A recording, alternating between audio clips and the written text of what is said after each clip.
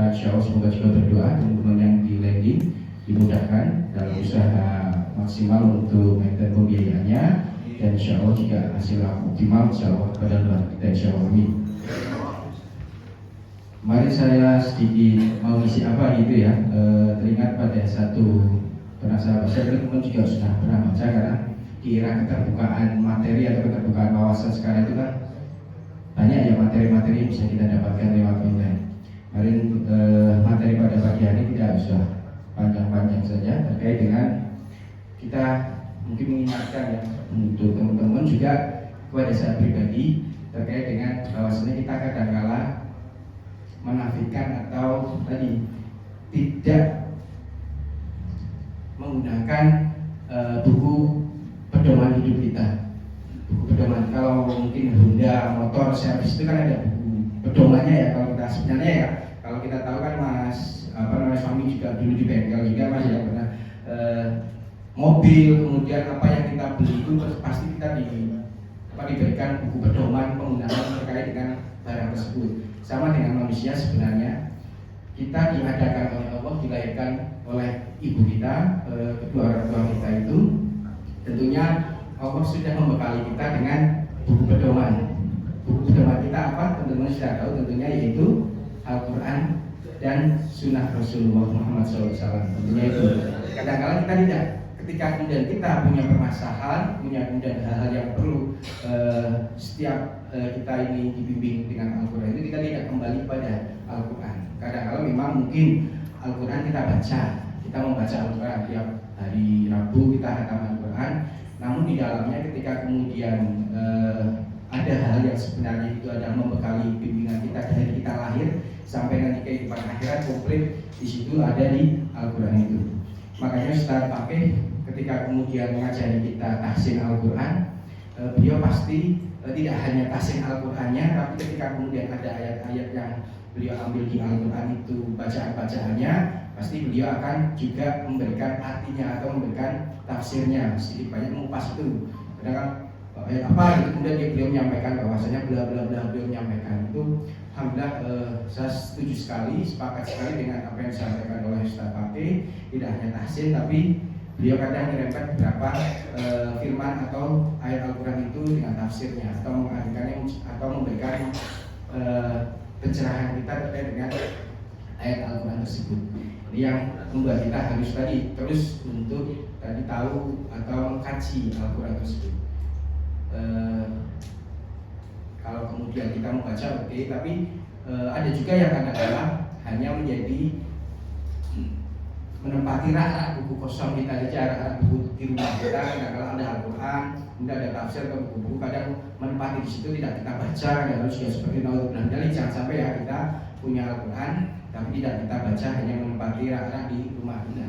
Ada sebuah cerita ketika kemudian sebuah keluarga mengundang seorang ustaz untuk memberikan ceramah agamanya di rumahnya, mungkin arisan keluarga istilahnya, dia baca.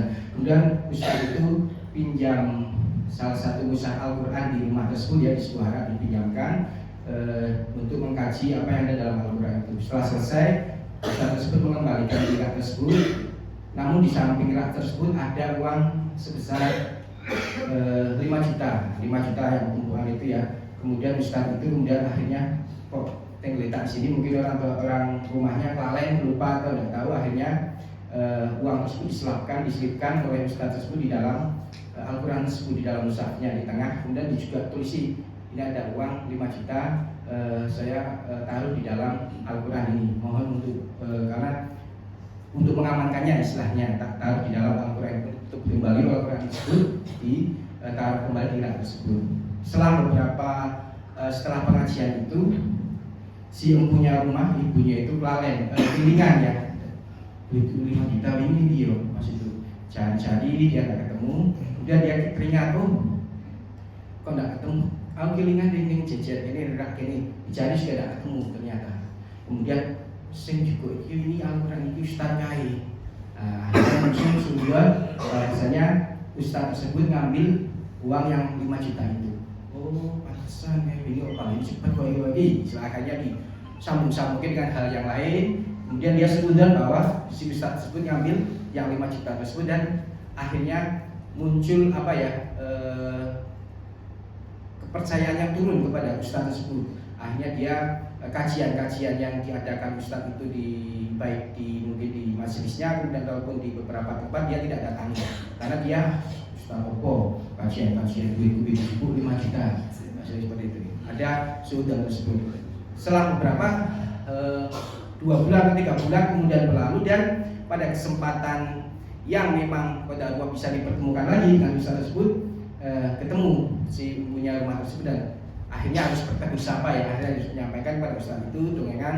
Kemudian ustaz tersebut sedikit karena mungkin juga merasa ya, ini aneh ya, keluarga ini biasanya juga seraungan datang ke pengajian saya, kok sekarang tidak pernah datang apa-apa. Kemudian ditanyakan oleh ustaz tersebut kenapa tidak datang dalam kajian-kajian, kemudian seperti apa. Ibu terus akhirnya terus terang, insya Allah Ustaz, saya itu sebenarnya kecewa dengan jenengan. Kemudian menyampaikan belanda bahwasanya dulu pernah saya panggil mengisi kajian di rumah saya, tapi jujur waktu itu ada uang 5 juta di sebelah di rak kami di dekat Al-Quran yang Ustaz ambil itu, yang Ustaz ngambil Al-Quran itu, tapi kemudian setelah itu tidak ada. Kami curiga bahwasanya itu adalah yang ngambil jenengan, karena di rumah itu tidak hanya jenengan yang ngambil di situ rak tersebut, Al-Quran tersebut. Oh gitu. Kemudian ustaznya kan menjelaskan ya bahwasanya ya saya memang menemukan uang 5 juta tersebut, dan saya taruh di dalam mushaf Al-Quran di tengah, dan saya tulis juga karena saya yakin bahwa jenengan kan pasti Al-Quran itu dibaca ya, tiap mungkin tiap malam Jumat atau tiap hari biasa rutinnya untuk baca Al-Quran itu pasti kan dibaca. Jadi saya taruh di dalamnya, dan mungkin lah artinya jangan tidak baca Al-Quran. Nah, akhirnya ke rumah cepetan ternyata ada di dalamnya, di tengah itu. Malulah sih mempunyai keluarga itu yang sudah sudon pada ustaz itu, yang ternyata ditaruh di dalam mushaf Al-Quran itu. Usdudonnya Ustaz bahwasanya orang tersebut kan si punya rumah wong duwe Al-Quran kan dibaca, dan rutinnya apakah kemudian tiap malam Jumat atau malam Minggu atau setiap hari bar maghrib atau bar subuhan itu kan dibaca. Nah, itu tidak, ternyata mushaf tersebut berbulan-bulan berarti kan tidak dibaca.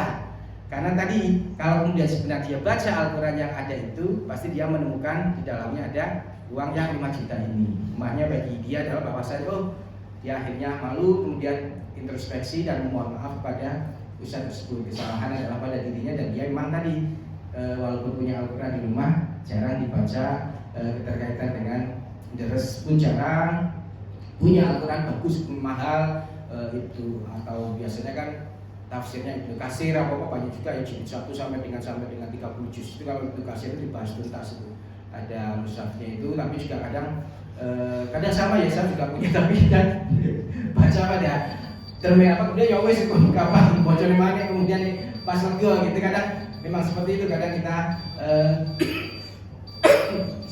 sebenarnya punya pedoman Al-Quran, punya pedoman hidup kita, dan kita sekali di rahim ibu kita sampai dengan kita meninggal, dan juga di akhirat kelak sudah ada di situ. Kita tinggal apa-apa kepasan itu keterkaitan dengan sedikit video terkait dengan apa yang ada terkait dengan kita di sana.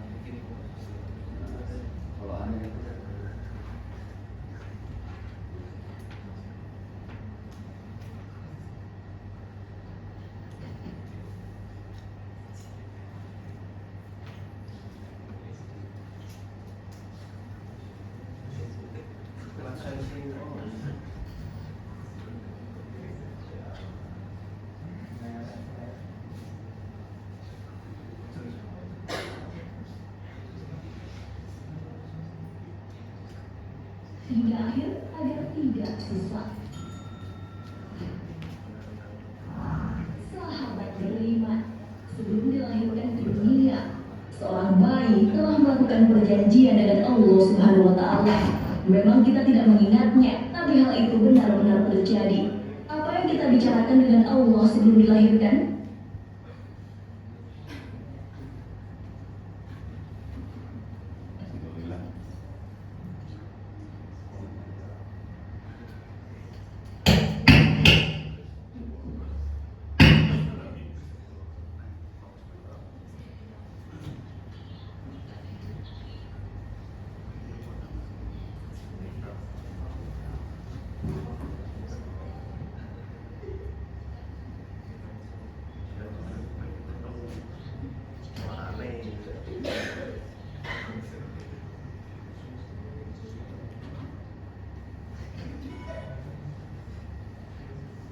Dan dengan Allah Subhanahu wa Ta'ala. Dan ingatlah ketika Tuhanmu menelan turunan anak-anak Adam dari sulbi mereka, dan Allah Ta'ala mengambil kesaksian terhadap jiwa mereka seraya berfirman, bukankah aku Tuhanmu? Mereka menjawab, betul, engkau Tuhan kami menjadi saksi. Kami lakukan yang demikian itu agar pada hari kiamat kamu tidak mengatakan, sesungguhnya kami Bani Adam adalah orang-orang yang lengah terhadap ini keesaan Tuhan. Quran Surah Al-Araf ayat 172. Hal ini pun dibenarkan oleh Ubay bin Ka'ab. Beliau berkata, mereka tersebut dikumpulkan lalu dijadikan berpasang-pasangan, baru kemudian mereka dibentuk. Setelah itu mereka pun diajak berbicara, lalu diambil dari mereka janji dan kesaksian, bukankah aku Tuhanmu? Mereka menjawab, benar.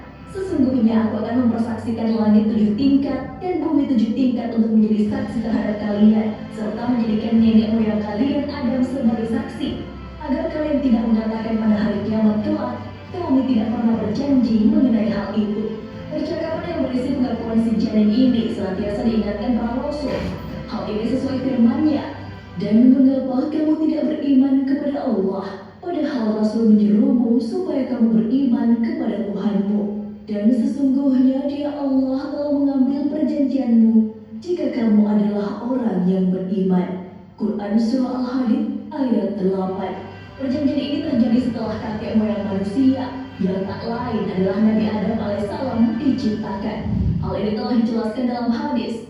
Sewaktu menciptakan Nabi Adam, Allah mengusap punggungnya. Maka berjatuhanlah dari punggungnya setiap jiwa keturunan yang akan diciptakan Allah dari Adam hingga hari kiamat. Kemudian di antara kedua mata setiap manusia dari keturunannya, Allah menjadikan cahaya yang bersinar.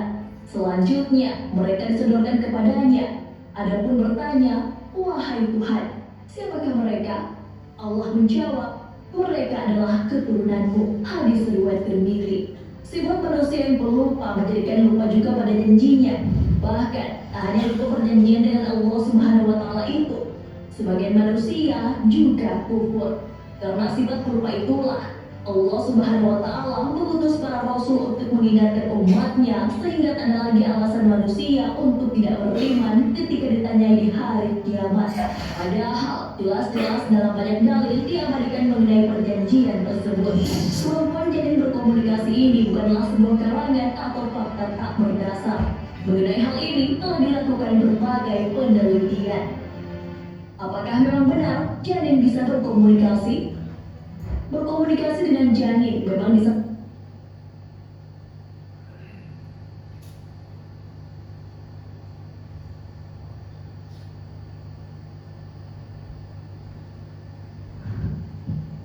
Baik ya, itu tadi sebelumnya tadi terkait dengan mengingatkan kita bahwasanya kita dulu di alam rahim ibu kita, dalam surat Al-A'raf tadi ya sudah disampaikan bahwasanya kita sudah bercakap atau sudah diingatkan berkaitan dengan bahwa kita diciptakan oleh Rabb kita ya. Wa idza akhadha rabbuka min bani adama min zuhurihim dzurriyyatan wa ashhaduhum ala anfusihim alastu bi rabbikum. Alastu bi rabbikum. Allah berkata, bukankah aku ini Tuhanmu? Alastu bi rabbikum. Dan kita menjawab, qalu bala. Kami menjadi saksi bahwa kita waktu di janin bersaksi bahwa Allah adalah Rabb kita, Tuhan kita yang telah menciptakan kita. Bala sahidna, kami menjadi saksi. Antakulu yaumal kiamati inna kunna an hadza ghafilin. Kami melakukannya demikian itu agar di hari kiamat kelak kamu tidak akan mengatakan sesungguhnya kami Bani Adam adalah orang yang lengah terhadap keesaan Tuhan. Artinya apa? Artinya bahwasanya kita itu diciptakan oleh Allah dulu juga sudah diingatkan ya di rahim kita. Tapi ya sama yang tadi yang disampaikan juga bahwasanya kita sangat lupa ya, kita itu lupa bahwa kita sudah pernah bersaksi bahwa kita sudah mengisahkan Allah, menyatakan bahwa Allah adalah Rabb kita dan kita akan tunduk dan patuh terhadap apa yang sudah diturunkan oleh Allah kita sebagai khalifah di bumi ini. Dan kita di bumi ini juga Allah tidak hanya menurunkan kita, tadi yang saya sampaikan kita sudah dibekali pedoman hidup yaitu Al-Quran dan Sunnah. Al-Quran sudah menjalani hidupnya sampai di akhirat kelak Allah sudah memberikan tuntunannya di dalam Al-Quran tadi. Maka dari itu penting bagi kita untuk tidak hanya membaca tahsin Al-Quran saja, tapi mentadaburi, mengkaji keterkaitan dengan apa yang ada di dalam Al-Quran tersebut. Kalau kemudian teman-teman lihat di medsos ya, kalau teman-teman bisa lengkap lihat itu yang punyanya Ustadz Hadi Hidayat ya. Ustadz Hadi Hidayat itu mengupas dari awal keterciptaan kita di Quran surat Al-Baqarah ayat berapa, kemudian ketika kemudian menyusui ayat Al-Baqarah ayat apa sampai dengan 2 bulan itu semua komplit, sampai dengan pencarian rezeki kita, kapan kemudian bagaimana cara mencari rezeki agar rezeki itu bisa datang dengan baik dengan kita, itu ada juga di Al-Quran ayat berapa, semua komplit disampaikan oleh Ustadz Hadi Hidayat. Sampai kelak kemudian kita meninggal pun, kita berkeluarga pun, bagaimana cara kemudian kita tadi berlaku kepada pasangan hidup kita pun disampaikan di dalam Al-Quran itu komplit, sampai dengan kita meninggal kelak seperti apa, harus apa agar kemudian selamat masuk ke surganya Allah seperti apa, komplit ada di situ. Kalau kemudian teman-teman nanti mengupas ini setelah ini, kalau kemudian ada waktu bisa lihat di Al-Quran itu yang disampaikan oleh Ustadz Hadi Hidayat. Kemarin disampaikan di YouTube-nya Ustadz Hadi Hidayat itu. Jadi lengkap, artinya keterkaitan dengan kita sebagai hamba Allah ini, bahwasanya diciptakan oleh Allah di dunia ini sudah ada pedoman hidup kita. Sama dengan ketika kemudian manusia menciptakan mobil, motor ataupun bahasanya alat telekomunikasi yang lainnya, alat kemudian armada yang lainnya pun ada buku panduannya. Maka dari itu kadang-kadang kita lupa bahwasanya ada pedomannya. Termasuk ketika kita mendapatkan masalah, bagaimana cara kita menyelesaikan masalah tersebut, kita kembalikan kepada Al-Quran dan Sunnah, ada semua di situ. Mungkin hubungannya apa, kemudian akar masalahnya apa di situ, kemudian apa yang harus kita lakukan dengan masalah itu dikupas ada di dalam Al-Quran itu. Kalau kemudian kurang detail, biasanya didetailkan di dalam hadis-hadis Rasulullah. Itu komplit ada di situ. Maka dari itu pada forum majelis pagi hari ini sedikit banyak di akhir bulan atau di waktu yang sempit ini saya sampaikan untuk kita kembali, untuk kita merenungi lagi kembali, untuk mentadaburi apa yang ada di dalam Al-Quran dan hadis Rasulullah. Kita komplit ada di situ. Jadi kalau kemudian ada orang yang mungkin bahasanya tadi agak halau, kemudian khawatir atau apa, itu manusiawi. Karena memang manusia juga diciptakan diberikan oleh Allah punya rasa ketakutan pada apa? Pada mungkin tadi rasa lapar, kemudian ketakutan khawatir kepada hal-hal yang tidak membuat kita nyaman, ketakutan pada yang lain. Kita punya manusia punya rasa ketakutan. Bahkan kadang-kala kalau dikupas habis di ilmu psikologi kan ada yang ketakutannya paranoid atau apa di situ.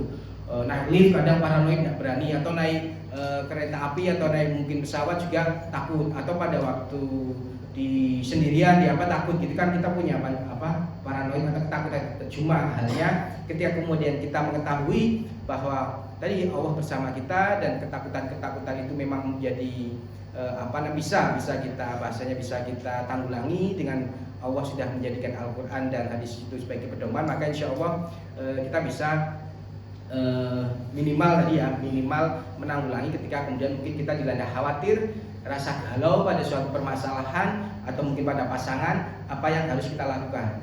Termasuk bagi ibu-ibu yang mungkin di rumah tidak bekerja juga di situ dikupas oleh Ustadz Hadi Hidayat. Kemudian ibu-ibu yang di rumah untuk bagaimana cara merawat anaknya, apa itu juga dikupas. Kemudian bagaimana kalau kemudian seorang ibu itu bekerja juga ada dikupas di situ. Jadi komplit, insya Allah apa yang ada di dalam Al-Quran itu sudah semuanya ada di situ. Jadi mari kita gunakan Al-Quran itu sebagai pedoman hidup kita, dan sunnah yang tentunya sunnah Rasulullah sebagai pedoman hidup kita yang membawa kita kepada jalan kebenaran. Tinggal komitmen kita mau gunakan itu atau tidak. Kadang-kala kan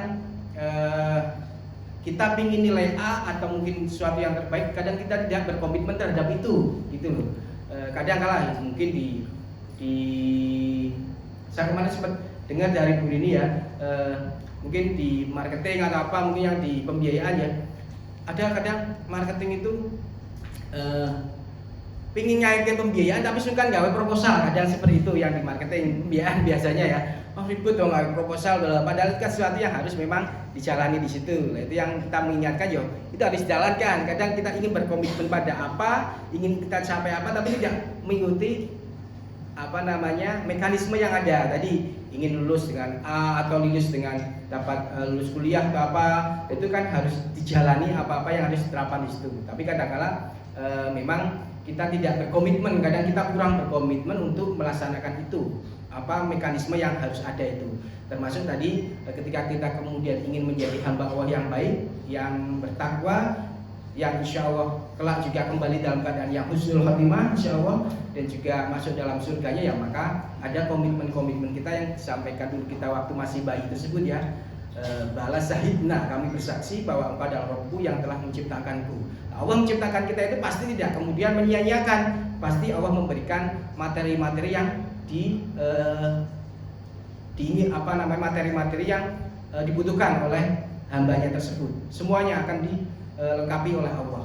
Kadang-kala kita tapi insya Allah Allah sudah melengkapi semua itu. Allah sudah mencukupkan apa-apa yang ada untuk kita. Tinggal kita untuk tadi mencari dan berkomitmen terkait dengan yang sudah kita sampaikan pada saat kita duduk di alam rahim dengan Rabb kita berjanji itu. Mungkin itu yang bisa kami sampaikan di di akhir bulan ini. Semoga sedikit bisa mencerahkan kita dan bisa sedikit mengevaluasi kita manakala mungkin kita ada permasalahan yang mengkhawatirkan kita atau hal yang buruk, atau kita tidak kok saya jangkauannya tidak ada belum pernah dapat ini apa-apa, kembalikan kepada pedoman kita itu Al-Quran dan Sunnah Rasulullah Muhammad SAW. Demikian yang bisa kami sampaikan ya teman-teman sekalian. Kita tuh bilang bacaan doa. Al-Fatihah.